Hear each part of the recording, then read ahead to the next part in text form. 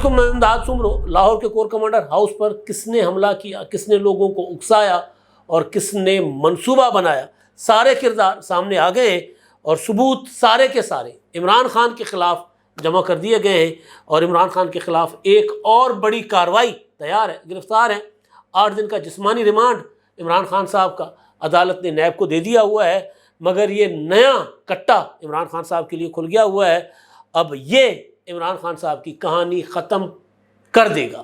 یہ جو صورتحال بنی ہے فوج کے اوپر حملوں کی، فوج یعنی فوج کوئی راہ چلتی سڑک چلتی فوج کے اوپر حملہ نہیں ہے، کور کمانڈر ہاؤس کو جلانا، جی ایچ کیو کے اندر گھس کر حملہ کرنا اور پھر جو ہے وہ لوگوں کو مزید اکسانا، اس کے لیے سب حیران پریشان تھے کہ یہ اس طرح صورتحال اس حد تک کیسے پہنچی۔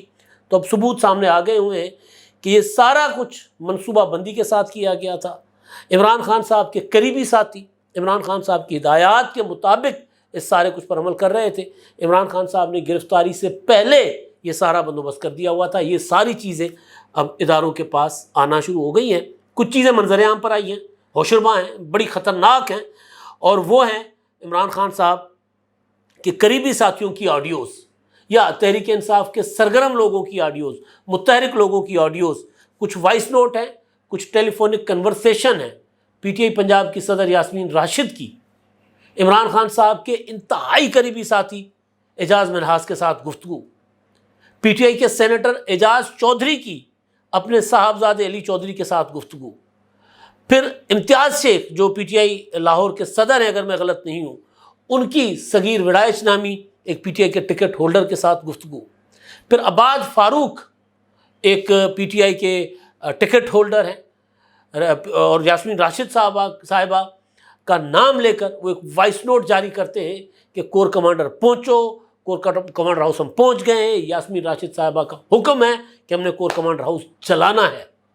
اب وہ یاسمین راشد صاحبہ کا حکم ہے کہ نہیں ہے، لیکن لوگ پی ٹی آئی کے ہیں، ڈیلیبریٹلی یہ سارا کچھ کر رہے تھے۔ یاسمین راشد صاحبہ کی جو گفتگو ہے اعجاز منہاس کے ساتھ، وہ گفتگو سنتے ہیں تو کہانیاں کڑیاں کھلنا شروع ہو جاتی ہیں۔ علی چودھری کے گفتگو اپنے والد اعجاز چودھری کے ساتھ وہ سنیں تو کہانیاں کھل کر سامنے آنا شروع ہو جاتی ہیں۔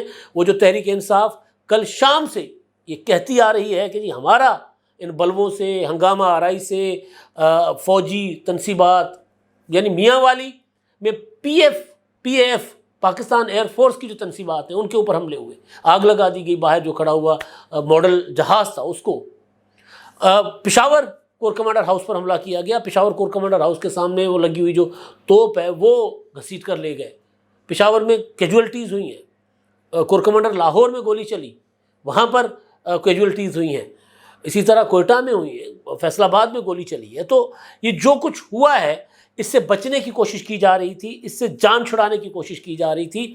جس انقلاب کے لیے عمران خان صاحب نے اپنے لوگوں کو تیار کیا ہوا تھا اس انقلاب سے لا تعلقی کی کوشش کی جا رہی تھی، مگر اب آڈیوز سامنے آ گئی ہیں، ان کا کیا کیا جائے؟ اور یہ آڈیوز بالکل کلیئر ہیں، اس میں کوئی آپ کو شک شبہ کی گنجائش نہیں ہے کہ بات ہو کیا رہی ہے۔ ہوتا ہے اگر فرض کر لیں کہ یاسمین راشد صاحبہ عمران خان صاحب کے قریبی ساتھی اعجاز منہاس کو فون کرتی، بات ہو رہی ہوتی تو یہ بات ہوتی کہ جی دیکھیں یہ لوگ تو یہاں پہنچ گئے ہیں، گڑبڑ ہو گئی ہے، کسی طرح ان کو روکا جائے۔ وہ یہ نہیں کہہ رہی۔ یاسمین راشد صاحبہ انتہائی ذمہ دار اور قابل احترام خاتون ہیں، وہ کہہ رہی ہیں کہ دیکھیں جی اب ہمیں انہوں نے گرجا چوک کی طرف دھکیل دیا ہے کور کمانڈر ہاؤس سے، اب ہمیں کیا کرنا چاہیے؟ ہمیں یہاں رہنا چاہیے یا ہمیں کور کمانڈر ہاؤس واپس جانا چاہیے؟ اعجاز منہاس صاحب کہتے ہیں کہ جی دیکھیں یا تو آپ وہیں بیٹھے رہتے، ٹکے رہتے، اگر وہاں آپ اب نہیں ہیں تو پھر یہ ہے کہ آپ اب لبرٹی چوک آ جائیں، وہاں لوگوں کو کال دیں، وہاں بیٹھیں، ڈیرا لگاتے ہیں، قالینیں بچھاتے ہیں اور وہاں پہ اپنا بیٹھتے ہیں، لوگوں کو پرامن کال دیں۔ کور کمانڈر ہاؤس میں آپ نے جو کرنا تھا آپ کر چکے، اب یہاں آ جائیں، وہ کام ہو گیا، اب ادھر آ جائیں۔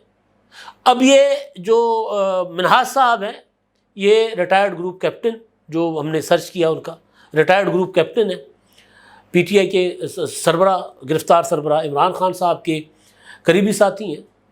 ایڈوائزری کمیٹی تھی عمران خان صاحب کے زمانے میں گڈ گورننس کے متعلق، اس کے وہ سیکریٹری تھے، اور ٹکٹوں کی جو تقسیم ہوتی ہے، جو بورڈ ہوتا ہے پارلیمانی بورڈ، اس میں عمران خان صاحب کی مشاورت کرتے ہیں، اور جس طرح یاسمین راشد صاحبہ ان سے ہدایات لے رہی ہیں، اس سے لگتا ہے کہ وہ پنجاب کی صدر سے کہیں بڑی پوزیشن اور بہتر پوزیشن کے آدمی ہے۔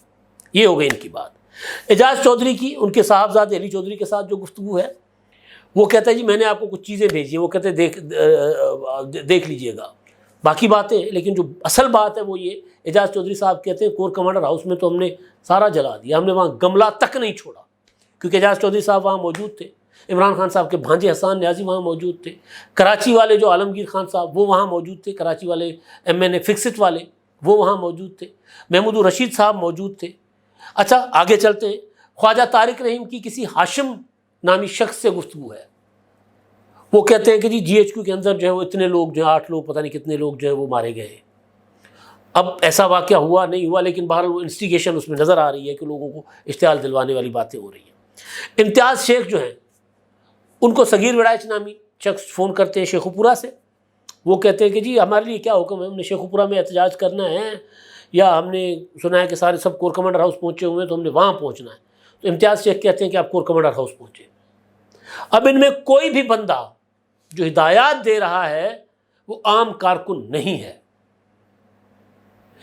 ایک اور آڈیو آتی ہے، ایک گجرانوالہ سے ایک شخص کی ہے، وہ کہتے ہیں کہ جی ہم نے آڈیو نوٹ ہے کہ جی ہمیں یہ نہیں ہے کہ ہم چندہ قلعہ بیٹھ جائیں یا گودلا والا اسٹاپ پر بیٹھ جائیں اور وہاں پر ہم نے اڈے پر وہاں پر بند کر دیں، یہ نہیں چلے گا، اگر کرنا ہے تو پھر سب اکٹھے ہو جائیں، سب نکلتے ہیں، پھر RPO آفس، پھر DPO آفس، پھر فلاں سب کی ایسی تیسی پھرتے ہیں تو بات بنے گی، ورنہ یہ ان کی ہے۔ یعنی انسٹیگیٹ کیا جا رہا ہے لوگوں کو۔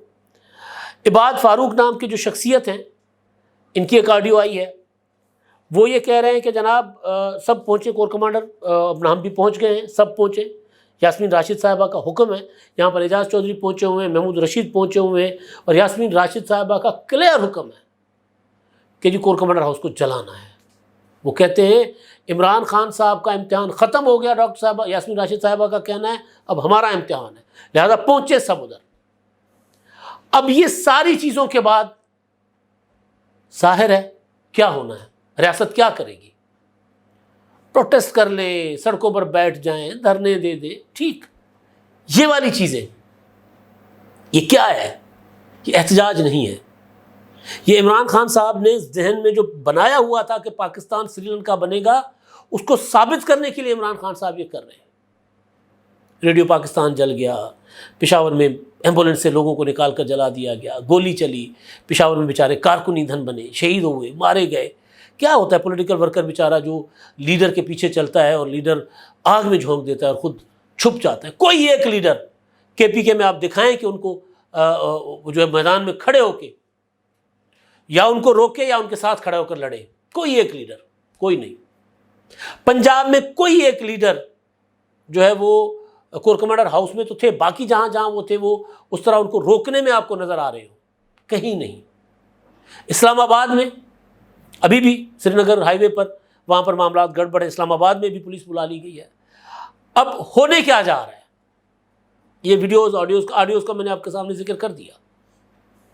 اب جان نہیں چھڑائی جا سکتی، اب یہ نہیں کہا جا سکتا کہ جناب یہ جو ہے مشتعل لوگ تھے، مشتعل لوگ نہیں تھے، یہ لوگوں کو اشتعال دلایا گیا تھا۔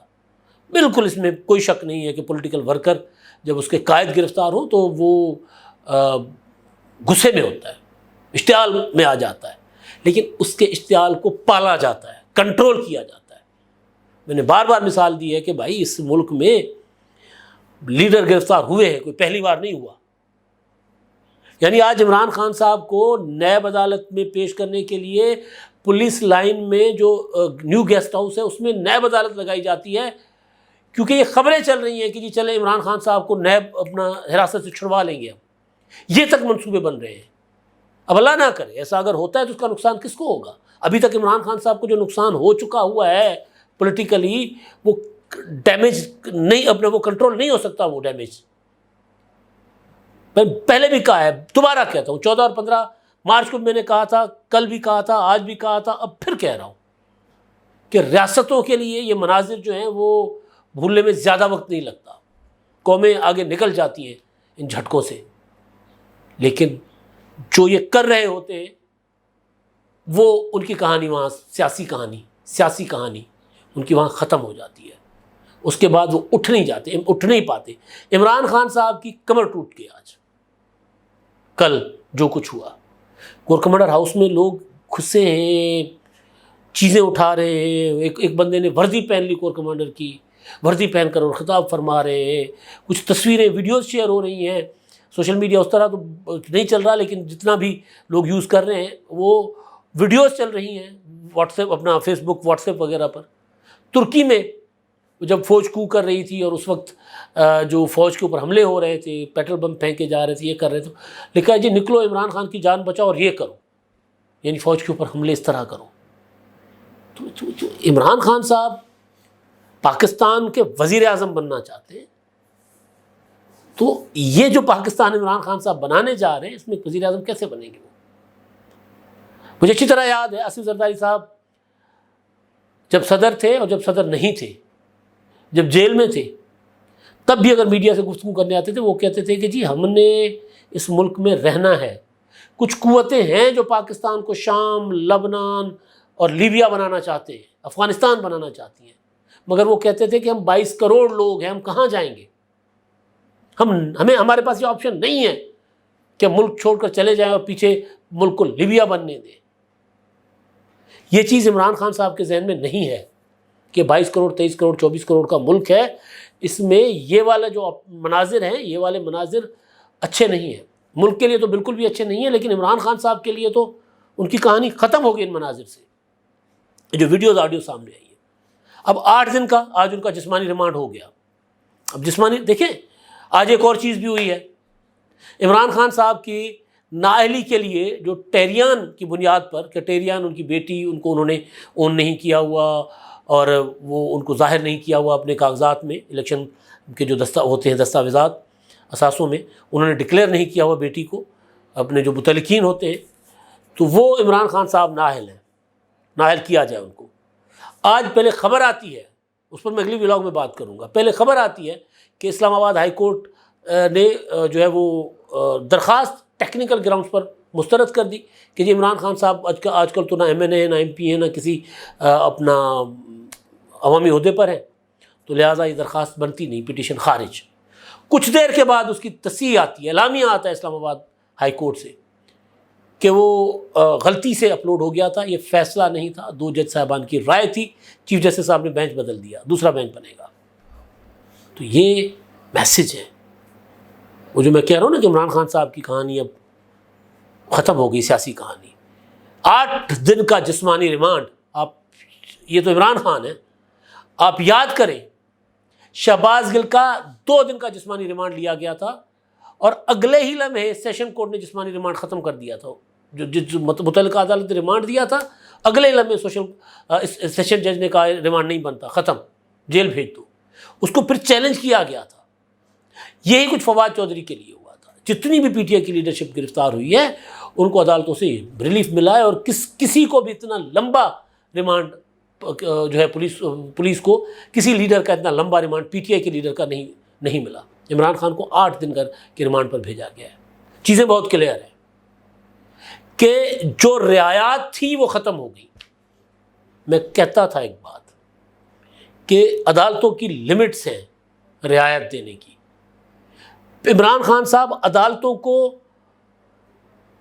مجبور کر رہے ہیں کہ اب ان کو وہ رعایت نہ دیں. یہ میں بات کرتا تھا جب عمران خان صاحب عدالتوں میں جاتے تھے, لشکر لے کر جاتے تھے.